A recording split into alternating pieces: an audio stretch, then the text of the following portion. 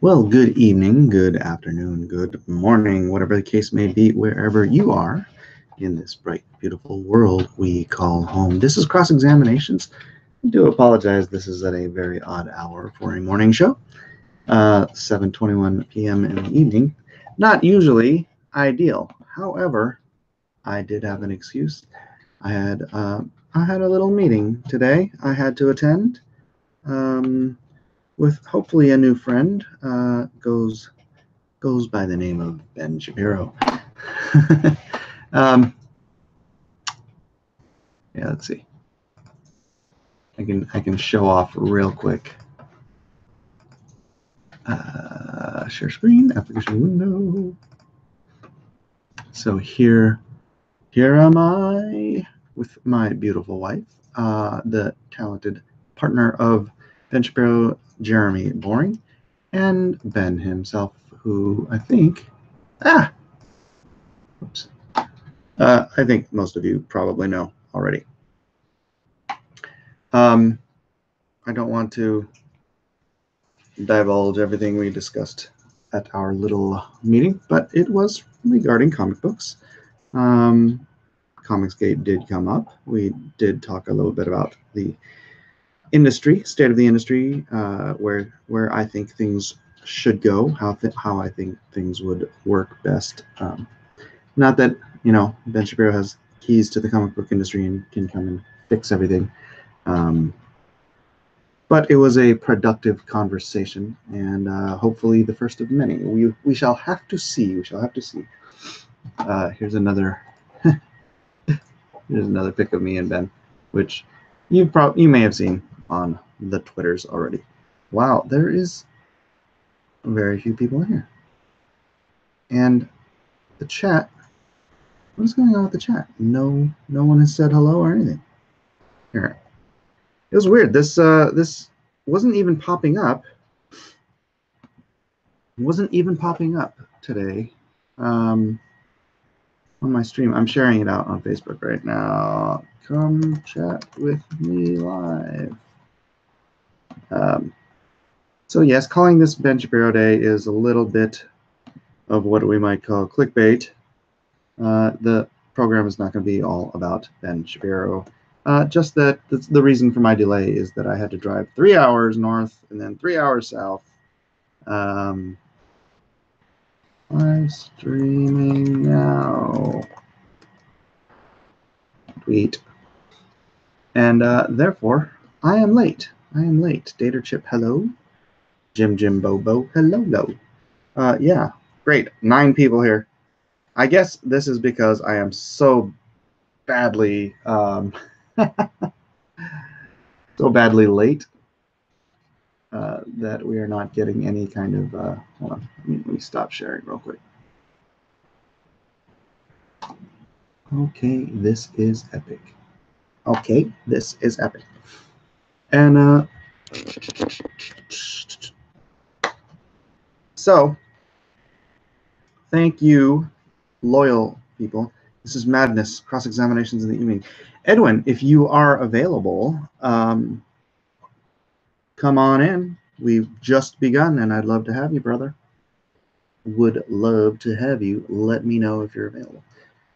As you can tell from the photos, I am still wearing the same clothes, even though I did come home and take a nap because, yeah, I got like 4 hours, 5 hours sleep, and then drove all the way up there, drove almost all the way back.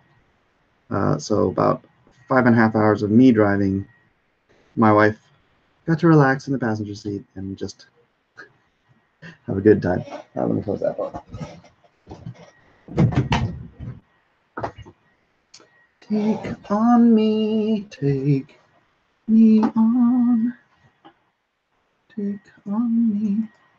Let me send out a link to Edwin in case he has time to come in. If you're too busy, brother, I understand, but here's the link regardless. Massages. How do I get to? I'm always like just looking for an earlier link So I don't have to type your name in. Because I'm oddly lazy. I mean, one would take way less time than the other, and yet here I continue looking because I'm like, I'll see it any second. Any second, one will pop up that is just Edwin Boyett by himself, not Edwin Boyett and Benjamin Henderson, not Edwin Boyett +8 or Edwin Boyett +4. All right, it's just you, Edwin. All right, just you. Next. Sent. All right. Let us commence to discussion about about yesterday's topic. Ben Shapiro was like 4 feet tall. Mike must be part hobbit. You know, I'm almost 5'7". I'm a quarter inch shy of 5'7". Ben is not as small as everyone seems to think. Everyone seems to think he's like a tiny little man. He says he's 5'9", but I'm pretty sure he's shaving a bit off of that. I think he's closer to 5'10". Because Dynamo, you guys are not helping me. Not helping me right now. People are popping in and popping out because they see that it's not. Ben Shapiro's not on. All right, let me get this out of the way a little bit. Still too bright? All right. Is today the Ben Shapiro holiday? Well, in a sense, it is Sabbath. The sun is down. Therefore, Ben, as a good Orthodox Jew, is sitting at home, not working. I don't know what exactly that entails in this modern day and age. Not turning on his phone, not, I don't know. It is an interesting question. Let's look that up. Why don't we look that up? It is the Sabbath. We are currently broadcasting during the Sabbath. So, what can Orthodox Jews do during Sabbath?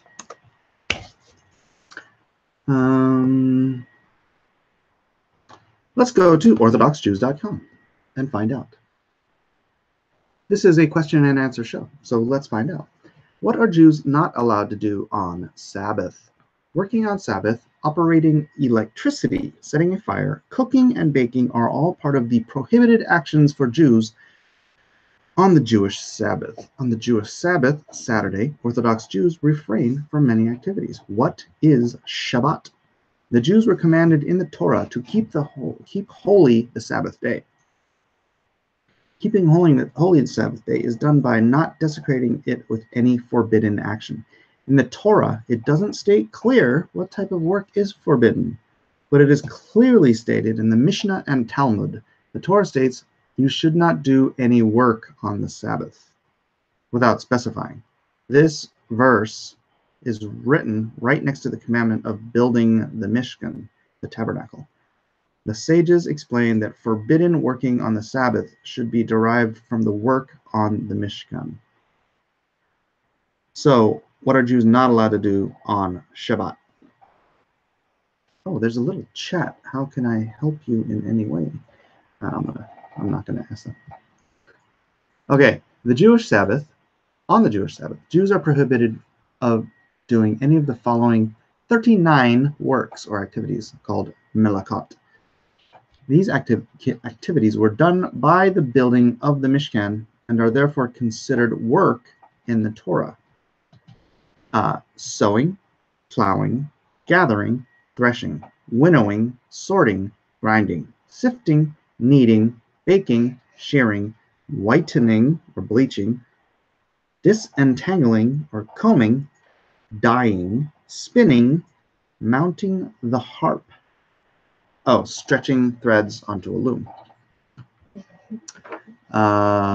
Setting to heddles, preparing to weave, weaving, separating threads, tying a knot, untying a knot, sewing, tearing, unsewing, trapping, slaughtering, skinning, salting, tanning, tracing, scratching lines, smoothing, scraping, cutting to shape, writing 2 or more letters, erasing 2 or more letters, building, demolishing. Sorry, Edwin, you cannot work. You cannot do your job on the Sabbath. Extinguishing, kindling, striking the final blow or finishing an object, transferring from domain to domain, carrying. So what I always thought it was do no servile work. I need to look at the exact. Thou shalt do no servile work on the Sabbath.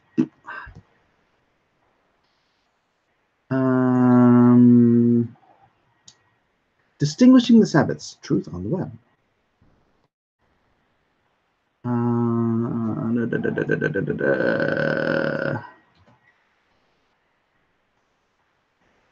Oh, okay. The 7th-day Sabbath says you shall not do any work, Exodus 20:10 and Leviticus 30:23:3. On the Feast of Unleavens, 1st and 7th, you shall do no servile work, Leviticus 23:7 and 8. So servile work I would take to mean working for somebody else or for money. If I had to, off the top of my head, I think that's what servile means. Servile is in the service of someone else. I don't know. Like everything, I think this is a case of straining at the gnat. I actually asked an Orthodox Jew just recently about in Genesis, Abraham. Let me get the actual. Actually, let me do it on this computer so I can actually share it. In Genesis, Abraham. I have all these tabs open of just ridiculously stupid things that happened today, but let me focus on it. Genesis, Abraham, lamb, butter, milk. Genesis 18:8. King James version. Actually, I kind of wanted to go back to just Genesis 18. Genesis 18. 18:1. Just give me the whole chapter. Genesis 18. Come on, can I just have the whole chapter? Why does it make me go through one at a time? Where's my Bible? You got to click on it for the verse. What are you using? I know I'm on the Bible. I'm on Bible Hub. You know what? Let me go to Blue Letter Bible. Are you on Bible Hub or are you on Boomer Hub? I'm going to Blue Letter Bible. Be quiet. Blue Letter. I've already got it up. It's Genesis 18. Yeah, you ready? I got it up, and I'm going to share it on screen so people can see it too. Good evening, Edwin. How are you? Good evening. You want me to read it or? How about shalom, brother? Shalom. Yeah, go ahead and read it from Genesis 18:1 through 18:8. Okay, here we go. And the Lord appeared to, is this Abraham? King James version. Yeah. And the Lord appeared unto him in the plains of Mamre, and he sat in the tent door in the heat of the day, and he lifted up his eyes and looked. 3 men stood by him, and when he saw them, he ran to meet them from the tent door, and bowed himself towards the ground, and said, My Lord, if I have now found favor in thy sight, pass not away, I pray thee, from thy servant. Let a little water, I pray you, be fetched, and wash your feet, and rest yourselves under the tree. And I will fetch a morsel of bread, and comfort ye your hearts. After that ye shall pass on. For therefore are ye come to your servant. And they said, So do as thou hast said. And Abraham hastened into the tent unto Sarah and said, Make ready quickly 3 measures of fine meal, knead it, and make cakes upon the hearth. And Abraham ran unto the herd, and fetched a calf tender and good, and gave it unto a young man, and he hasted to dress it. And he took butter and milk, and the calf which he had dressed, and set it before them. And he stood by them under the tree, and they did eat. And they said unto him, No, Good. no, that was 18:8. That was it. All right, I need to do a real quick look here. Genesis 18:1, so we know who we're talking about. The Lord, Yehovah, YHWH, the tetragrammaton, right? Yeah.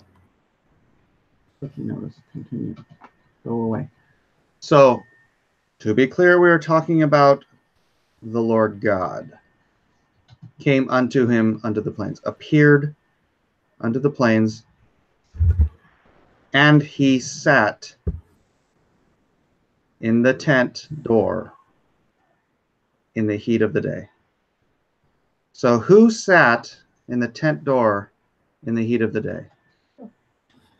Well, if you want to believe that the Bible is consistent, whenever God appears face to face with man, God incarnate, it is the Word. Okay, I'm not getting into the Christophanies. I'm not. This isn't the point. In a very clear reading of this passage, the Lord appeared unto him in the plains of Mamre, and he sat in the tent door in the heat of the day. Who's sitting? Let me look again. The Lord. So not Abraham, because in the next, Let me look at, he lifted his eyes up and looked, and lo, 3 men stood by him. and he said,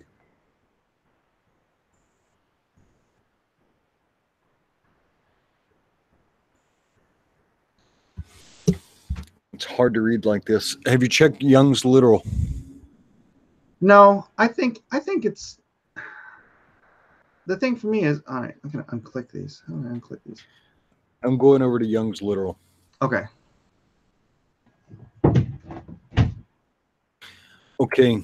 Because I'm trying to make the case, because the Orthodox Jewish fellow I was talking to, when I asked him this, because he was asking for like questions between Christianity versus Judaism, and I'm like, I don't really like the idea of Christianity versus Judaism, because we all worship Jehovah, but I'm like, I was reading this scripture the other day, and I'm like, and he took butter and milk and the calf, butter, milk, and meat, set it before them, and they did eat. And I'm like, okay, this is God. But Young's literal may make it clearer. Okay, what is Young's literal? And Jehovah appeareth unto him among the oaks of Mamre. Uh-huh. And he, lowercase he, is sitting at the opening of the tent about the heat of the day. So that means about noon. Mm-hmm. He lifteth up his eyes and looketh. Lowercase he is Abraham. Lowercase, yeah. And God wouldn't lift up his eyes, right? Or an angel wouldn't lift up their eyes. So this is clearly, and he lifteth up his eyes. Okay, so to me it sounds like these are two different things, even though it kind of runs together. And Jehovah appeareth unto him among the oaks of Mamre, and he is sitting at the opening of the tent about the heat of day. So even though those two things are in the same sentence, there may have been some passage of time. Let's see. And he lifteth up his eyes and looketh, and lo, 3 men standing by him. And he seeth and runneth to meet them from the opening of the tent, and boweth himself towards the earth.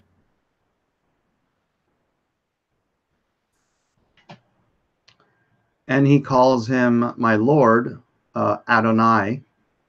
Adonai, if I pray thee, I have found grace in thine eyes. Do not, I pray thee, pass on from thy servant. Let I pray thee a little, yeah. The Lord, only used of God. Yeah. Chiefly in the Pentateuch, always where God is submissively and reverently addressed. So he is addressing him not as a Lord of men, but as a Lord of God, as the Lord God. I know for some of you people this may be getting pedantic, but it's the point I'm making is God ain't keeping kosher. More like lazy. If this is God, which Well, but the Levitical laws haven't been issued yet. no, but God wouldn't. The Levitical laws are. Well, yeah. I mean that was actually the argument when I actually posited the question. I'm like, does God not keep kosher, or were the Levitical? And first of all, being kosher isn't following exactly the Levitical laws. It's again straining a gnat to keep from swallowing a camel, right? Right. But I saw okay, but these laws are for men. God doesn't need to keep kosher.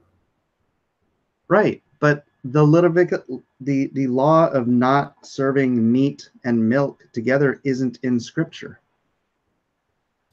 I think the only thing it says is where don't stew the kid in its mother's milk, and that Correct. seems to be very specific. Correct, and from that they develop these kosher laws where they will have separate refrigerators. Okay. Well, here's where a lot of people get messed up, and maybe your wife's family had some. Were there any rabbis in your wife's family? Oh man, my wife's grandmother ate bacon. All right, something you've got to remind yourself, or else you'll get confused. A lot of Christians think that essentially the Jews are just like Christians, except they don't have the New Testament, right? And it's quite a bit different from that, because some people may not, but the Talmud weighs very heavily, and if you have a complete set of the Talmud, man, that's like a whole bookshelf, a whole big bookshelf, like an old. Do you remember the Encyclopedia Britannica? Yeah. Do you remember how big a whole set of that was? Yeah. I believe if you take the whole set of the Talmud, it's 2 or 3 times as large as this. And so this is all this Jewish scholarship and these rabbinical, any facet of human life that you can think about. Yeah, somebody's kind of what is the made some determination about it. It was written over obviously a really long time. What is the earliest parts of that? The earliest parts of the Talmud? Yeah. Oh, shoot, man. I am not a Talmudic scholar, but hang on. Yeah, I guess it would be the pre-Babylonian Talmud, right? I don't know. I know it's old.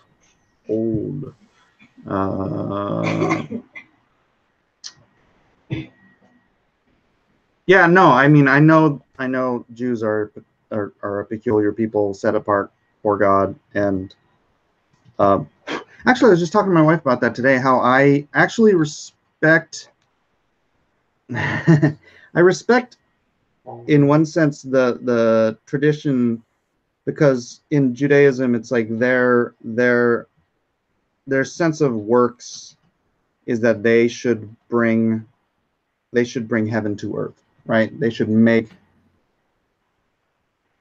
the earth better for God's sake, right? Whereas I know so many Christians that are like, oh no, man, we're screwed. Just wait for Jesus to come back. I'm like, you can't. Well, then they should go to James. Give up on society. They should go to James. James refutes that. I know, but you know as well as I do, there are a whole bunch of Christians that think like that.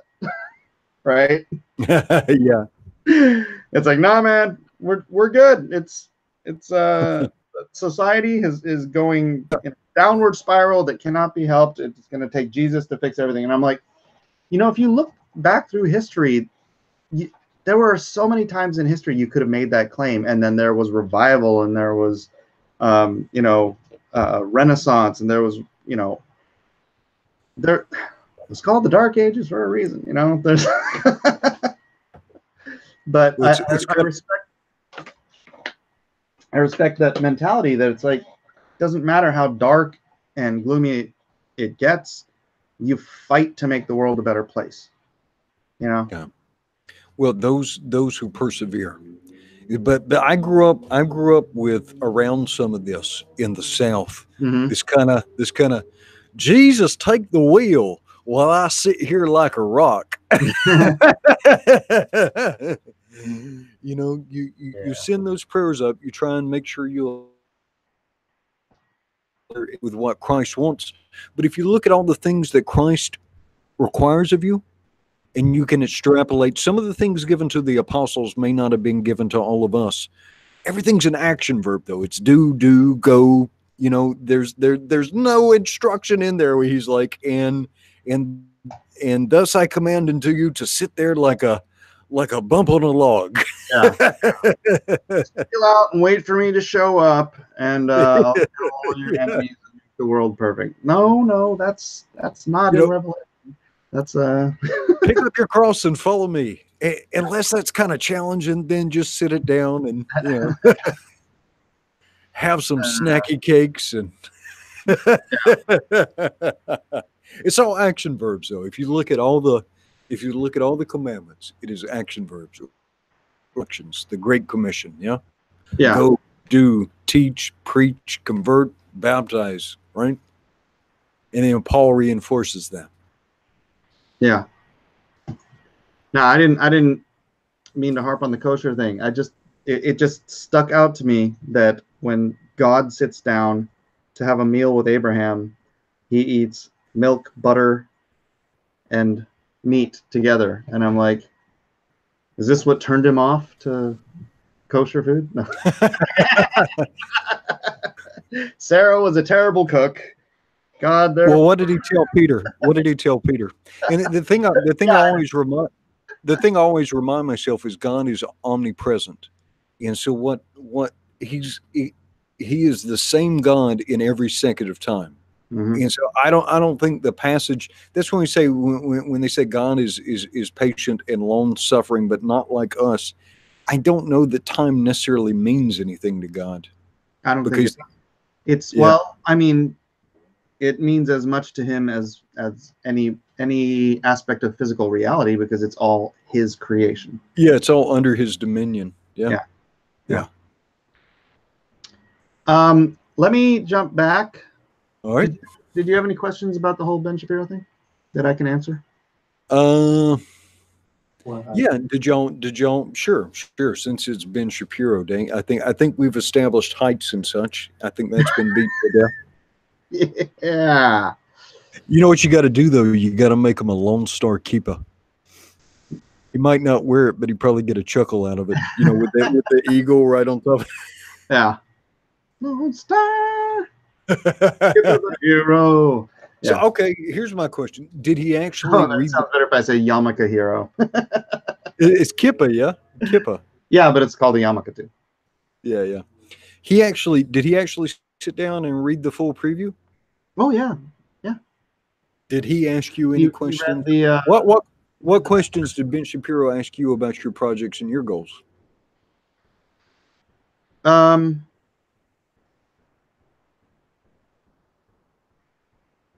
Yeah, that's kind of what it was all about, was what my intentions are as far as I actually wrote this white paper on the comics industry a couple of years ago. That's like the one that like only me, you, and maybe Gary Shipman would read, right? Well, Art might read it, and then everybody else would be like, "Yeah, the Blacklist universe white paper." Yeah. Okay. Yeah. I only sent that to a handful of people, and I sent it over to his business partner, and so that is what we were discussing. Cool. And he's like, "That's pretty ambitious," and I'm like, "Hi, I'm Mike." Did he? Did he? You didn't get starstruck, did you? No, actually, the first time I wasn't nervous at all, actually, because I've been talking to him for a while now. But the very, very first time I talked to him on the phone, I was nervous for like the first 30 seconds, and then I'm like, I just got to get this out of the way. I'm like, I can't wait to vote for you for president someday. And he laughed, and then that was it. It was like no more nervous after that. We've just been,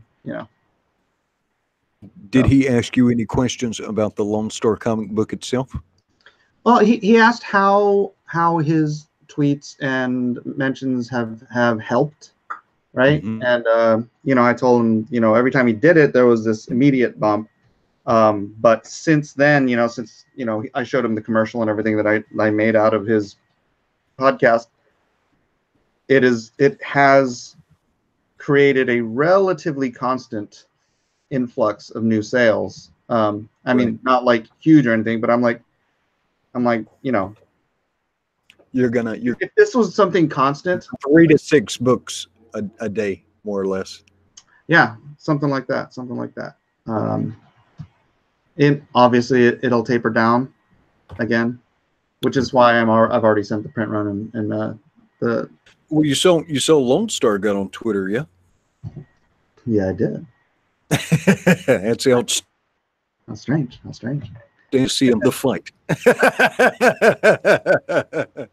I am not a midget. I am not a midget. I am not a midget. Lone Star might need a Ben Shapiro like sidekick. Say facts don't care about your feelings while he's punching people. Fists don't care about your feelings. All right, let's see. Now, Dynamo says Dynamo is actually chastising one of his fellow audience members. He said that is very rude. They are called Lilliputian Americans. Yes. So when Mike does the illustrated version of Gulliver's Travels, you can think of it as an autobiography. And then we've got. It was funny. There were actually, I guess there's a number of fans of mine at the office. Oh yeah. Yeah, I had one dude ask to take a picture with me, and Ben's sister is apparently a huge fan, so she came into the lobby, and she's like, "Are you Mike Miller?" Oh, she's you talking about the sister that's a singer?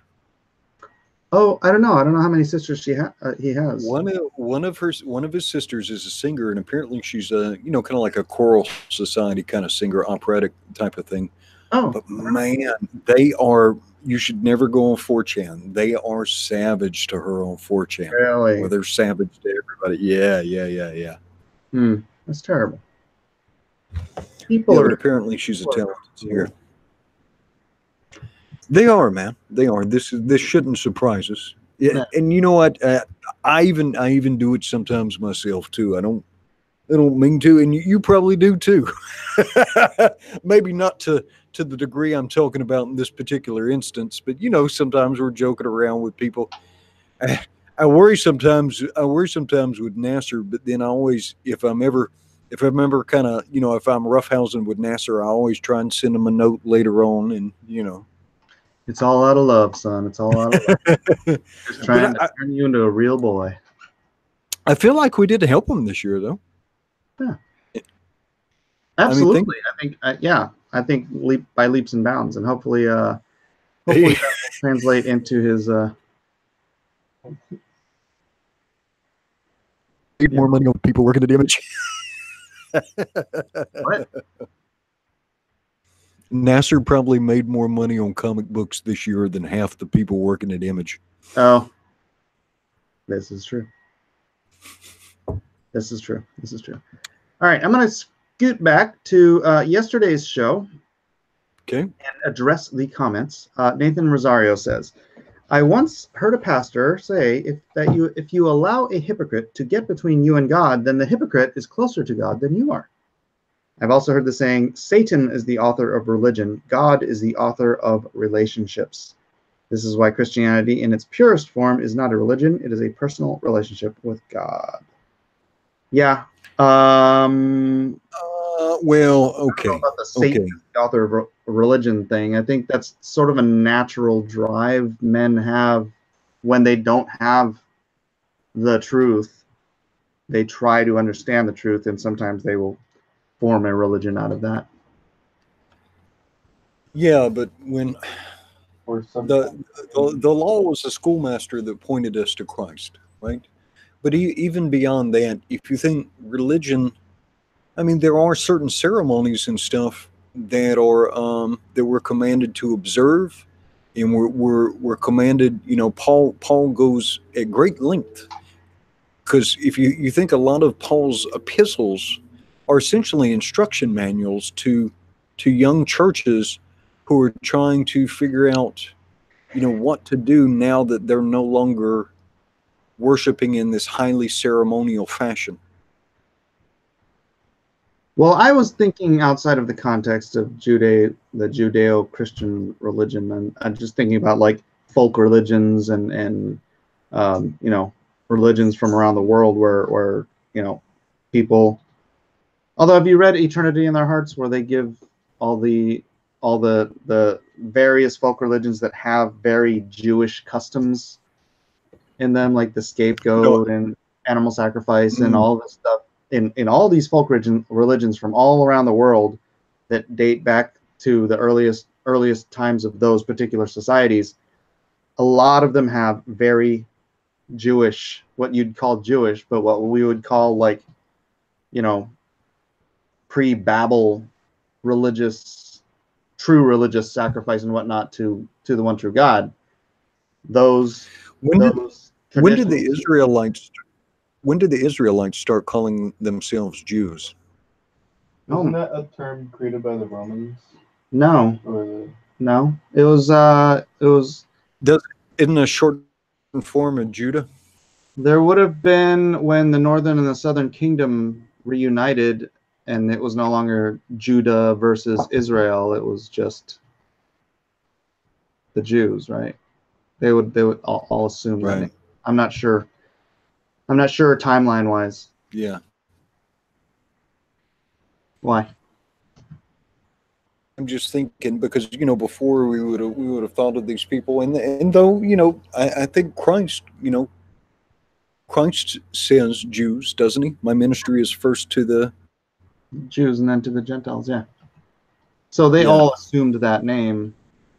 Yeah.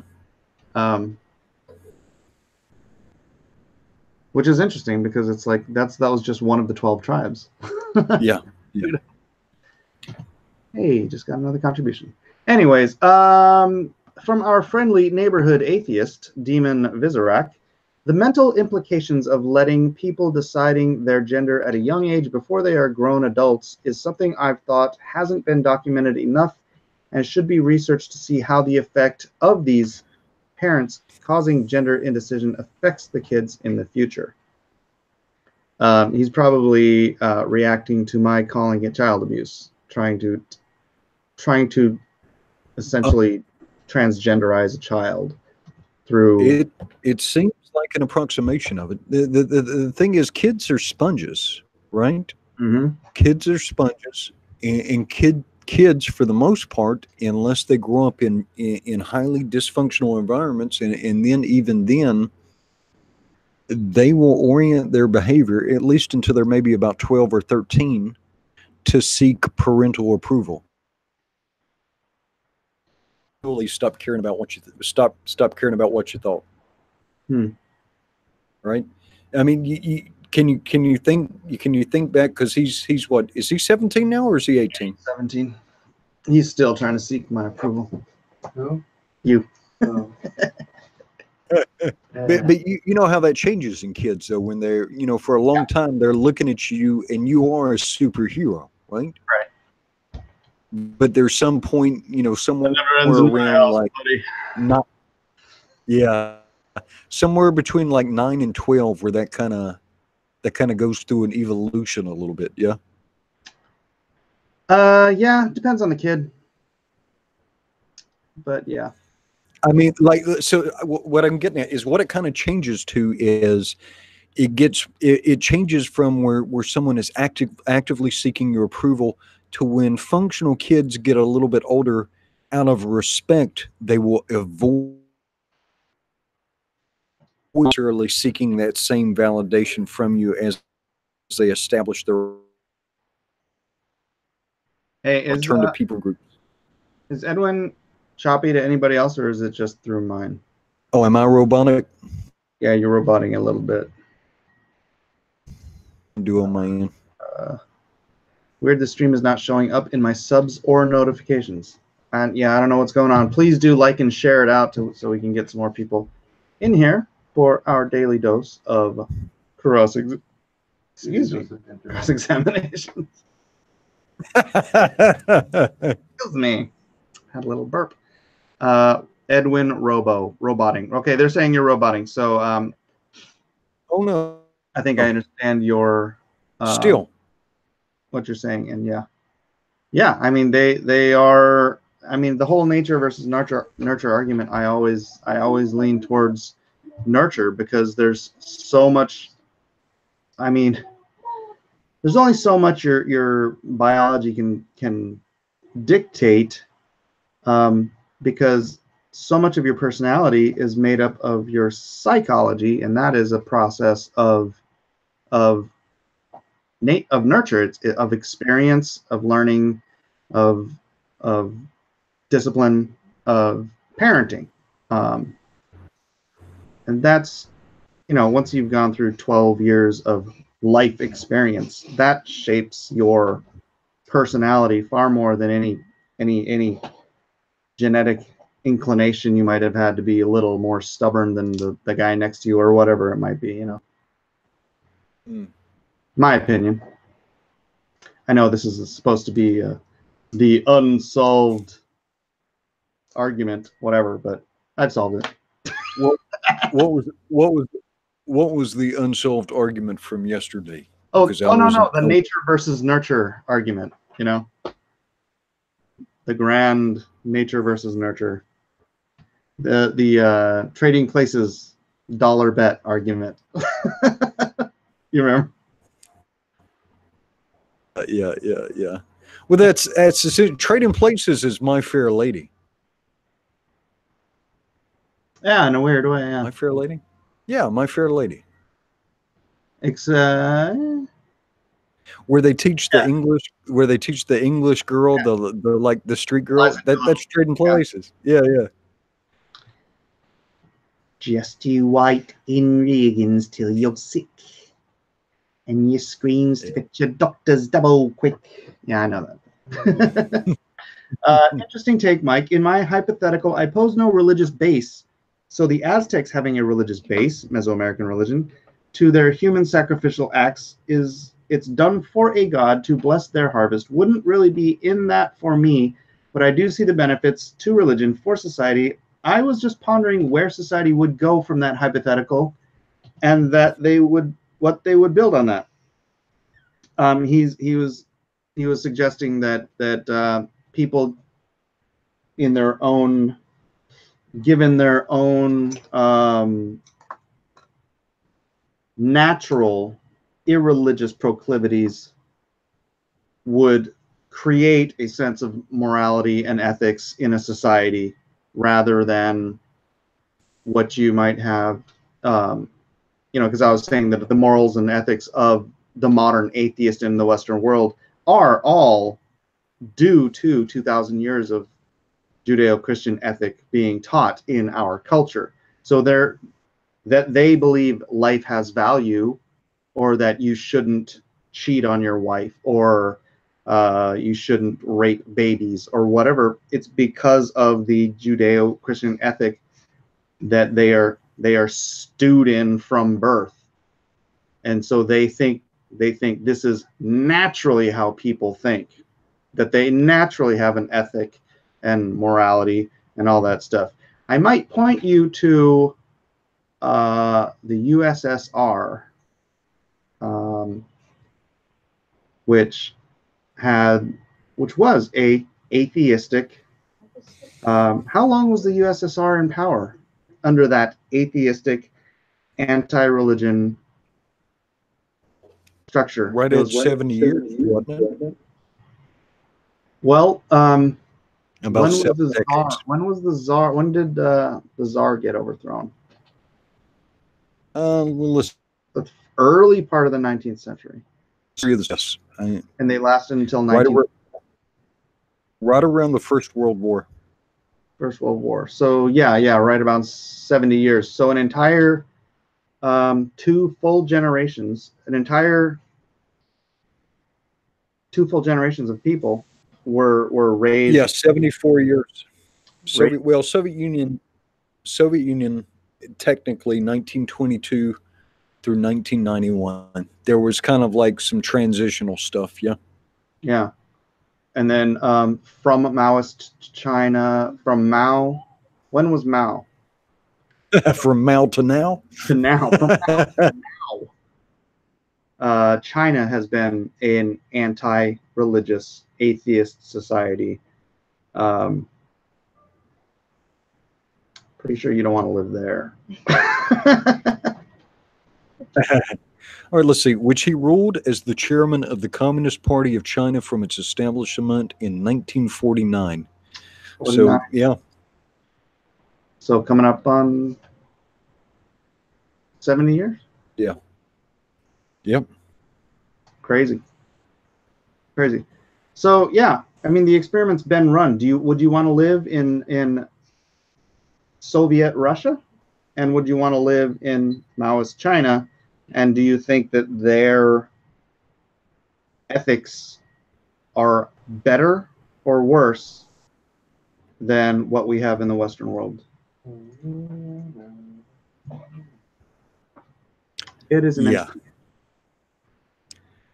Now, or you do believe that certain traits are hereditary, right? To a certain degree.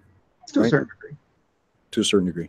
And so I think that violence had been selected out of a lot of people from Europe, at a lot of places from Japan. I mean, because you figure how long was the shogunate in power?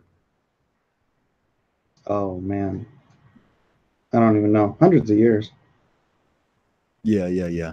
So the people that could survive and thrive in that, for the most part, maybe 400 years. Yeah, that environment was more likely to select for people who were rebellious without being charismatic, didn't live to to sire progeny, right? So those people those traits get selected out, except for in the particular ruling and warring classes, right? Yeah, and if you think about all the religious, yeah. Well, I was just gonna say there is I'm not saying there's no genetic differences between individuals or even between groups of people. There was, oddly enough, there was selective breeding in the Jewish population during the Babylonian exile, because those who were taken to Babylon were all the best and brightest of Israel and Judah, and the rest of them were left to fend for themselves and were all killed off and other cultures. Josephus would kind of the moo eye. I was like, no, you can leave him in Jerusalem. I don't think we'll be bringing him to. Bring the artists, bring the engineers, bring the poets, they brought all the scribes, not the Pharisees, basically they brought the smartest people, and the women, women. They brought the women. Anyway, so it's funny because they did blind IQ testing in like the New York City school system. I mean, it was blind, but they knew who it was. Anyways, Sure. and it turned out that the Asians and the Jews had the highest IQs. Just carte blanche. Yeah. And all of the Yeah. So there is. Yeah. I'm not saying there's nothing in nature. And people should not get bent out of shape over that, because IQ is a proxy. It measures something, right? Yeah, but it doesn't necessarily measure everything. And sometimes to see and solve problems. That's when I take IQ tests. That's all it is. They're just puzzles to me. It's like, you know, puzzles. If you like puzzles, you probably have a high IQ. That doesn't mean you're. Well, you probably picked the right. Yeah, my dad was. You probably picked the right parents. Yeah. It's kind of weird because people, particularly when they're young, kind of get weird about IQ, and you had very little to do with it. That's crystalline knowledge, skills, things that are acquired through practice and temperament. Yes, you can be proud of those things if you want to. You had absolutely nothing to do with your own intelligence. It was just the luck of the draw and picking the right parents. That's correct. So, let me finish saying here. I was just pondering where society would go from that hypothetical and what they would build on that. I'm interested in your take on how violent tendency is affected in people with religious teachings to those without it, if you think society wouldn't be close to what it is now in the hypothetical. Really enjoying the content. Hope you got your work done. See you next time. A friendly atheist. How violent tendency is affected in people with religious teachings to those without it, if you think society wouldn't be close to what it is now in the hypothetical. I think that's, I don't know if that's societal. I think that's on an individual basis. An individual with the proper religious upbringing, not the kind of religious upbringing that says, you know, kill the infidel. That's a certain type of violence that is encouraged. But our friend Edwin here has a bit of a temper, and his temper is tempered by his faith. Yeah. Yeah. Sometimes people tell me, "Oh, you're so gentle and you're so mild and stuff," and my wife will tell you differently.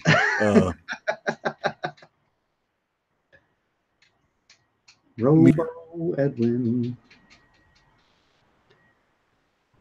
Backpedal 5 seconds. Oh. Yeah, you're all robot out.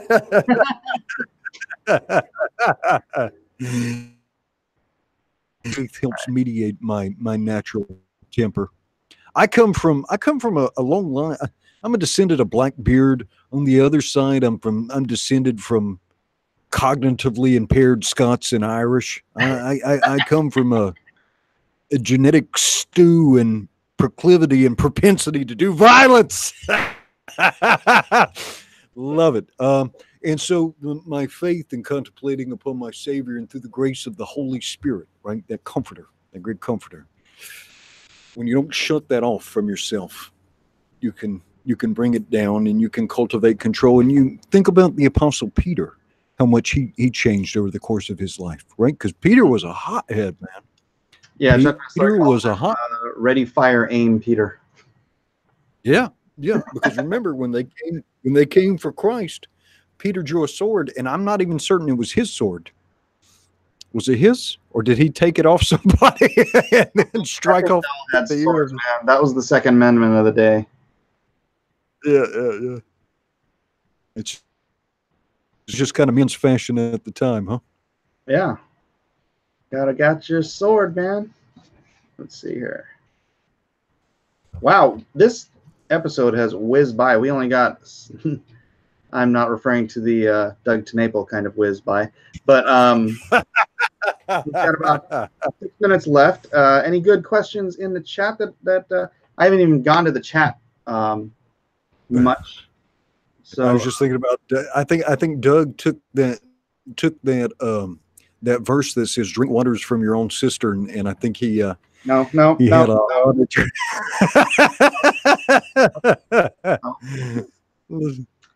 Let's see. Not here. Level 3 says, I wonder if diet has anything to do with that. To a degree, malnutrition can cause standard deviation of IQ, right? Across a large enough population, you got to be real careful about looking when you're talking about like traits like IQ. You got to be real careful about dying it down to one person. Yeah. You look across trends, right? Yeah, and then you're I mean, I'm sure it's got to do with like there are things that are good for your brain, and if your culture Sure. ingests a lot of, say, fish oils or the right Yes. cholesterols, it's probably good for your genetic line over the course of generations. Whereas, And there's things like fasting cultures that have fasting traditions. Mhm. They're gonna age better. They're gonna accrue and less genetic damage. Fish oil protects against dementia and keeps the brain functioning at an optimal level. Stuff like ergothioneine, particularly there have been studies done on this in the Japanese population. People with higher concentrations of ergothioneine, which is an amino acid it's a complex amino acid that comes from mushrooms, right? And so, particularly among the Japanese population, people with higher concentrations of from dementia and other cognitive impairments in old age. Yeah, so certain cultural traditions and certain diets contribute probably to the expression of certain things and cognitive function and all these different things. Yeah, and high protein diet generates, I believe, higher levels of testosterone, which also creates more intrinsically violent or reactionary people. You get your blood pressure up, and you know what I'm talking. Yes, diet can change your behavior in certain ways. Not as much as more, a personal moral code, or as actually fish oil reduces aggression and psychosis. I was just reading a research paper on this, and the effects of this can be measured in about 6 weeks of consistent fish oil dose. And so you wonder, like some of these bearded eggs, like if they were to if they were to just take some fish oil for 6 months, if some of this impotent aggression would go away.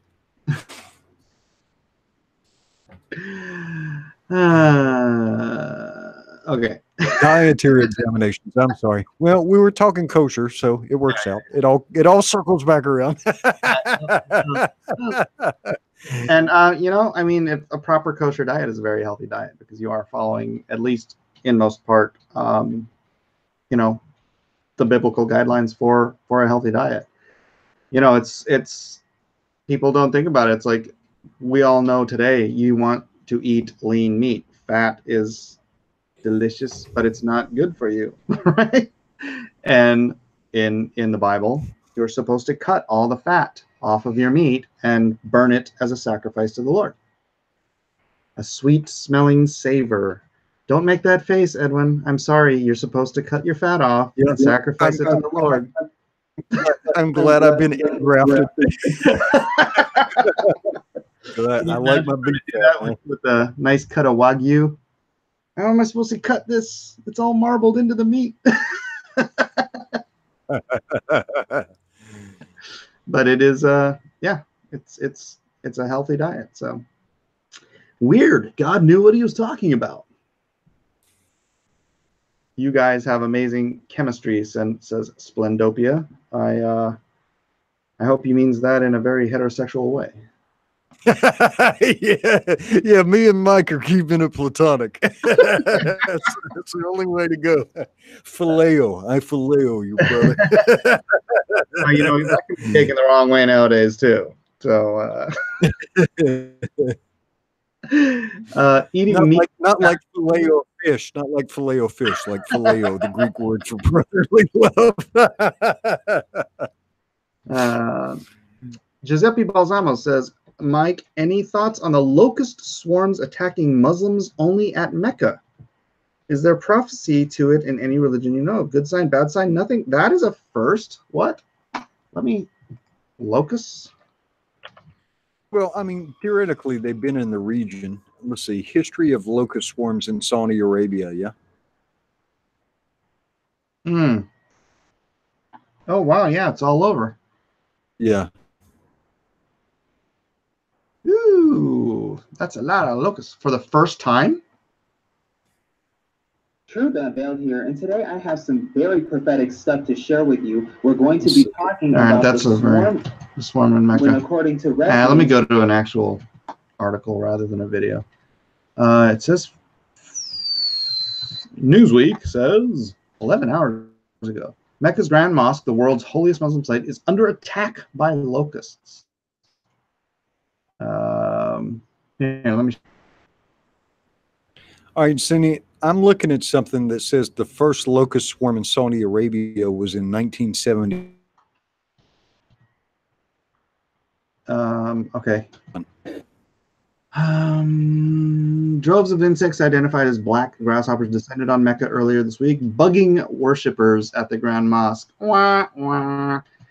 Images of the locusts buzzing around the light fixtures, clinging to marble surfaces, and blanketing praying pilgrims spread throughout social media, prompting the city to take action. The Holy Mecca municipality issued a statement Monday responding to the swarm of so-called night cockroaches, saying it had dispatched 22 teams of 138 individuals and 111 devices to combat the pest.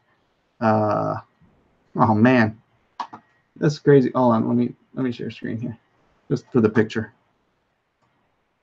Let's see what you're looking at. Application window. This guy's all covered in. Hey, remember that? What was that movie with the cockroach? The cockroaches. Was it Creep Show? Was it Creep Show? Well, we remember all the cockroaches that flying by, man. Yeah. All right, so check it out. I'm actually looking at. Well, this is from LDS. What did it say? All right. At the start of the present buildup in locust populations can be linked to heavy rains in the Mideastern part of the world in the fall of 1977. The rains provided essential moisture and fresh green vegetation for the young wingless hoppers. Thus, with nothing to stop them, the first swarm of locust was reported in Saudi Arabia in December 1977. All right, so I don't know if we've now reached some sort of prophecy. I don't want to get all trying to explain away things on a scientific level that are determined by Scripture to be biblical acts of God, right? But there's this one program, it was on history or whatever, where they were explaining away the step-by-step progression of the 10 plagues of Israel, right? Oh, yeah. Have you ever seen that? Yeah, I know what you're talking about. It was funny to me because it was like, well, you're explaining a mechanism, but you're not explaining the cause and the result, right? It's just like my whole theory on the fall of Jericho. Yeah, God used a mechanism via physics in my theory. That doesn't mean God didn't do it. It means God set it up, right? And knew what was going to happen if you place, A in this spot and you make, you set up the certain parameters and then you allow physics to take its course. You allow the natural progression of, flies being birthed from the dead cows and then the frogs multiplying from eating the flies, whatever all your little explanations are, that it's like, well, this is how you got from frogs to flies to whatever it was. I think they started it with the red tide, right? The water turning into blood, which killed the fish, which the fish then begat like the flies, and then the flies, step by step until you got to the boil and all that stuff. And I'm like, you just gave a real historical context explaining something, but you don't show how this wasn't God. All that stuff, everything they said could be true, but it was still God doing it. Right? Well, I just think in this instance with Mecca, I am unaware of any prophecy. Oh yeah, I'm not. So am I. I don't know. Yeah. I haven't looked into this at all. I just think it's I'm not so dismissive of when people try to say, well, no, this is because of science, and it's like, God created science.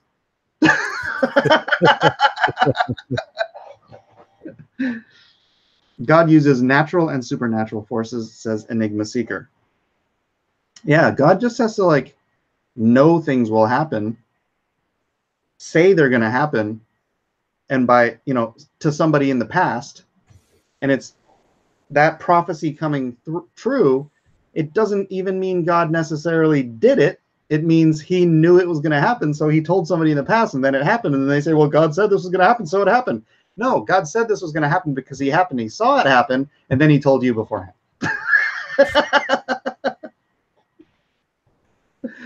So, well, I mean, periodically, he did send prophets down to say, hey, stop doing this thing. Yeah. And I'll spare you. Stop doing this thing. Yeah. Nah.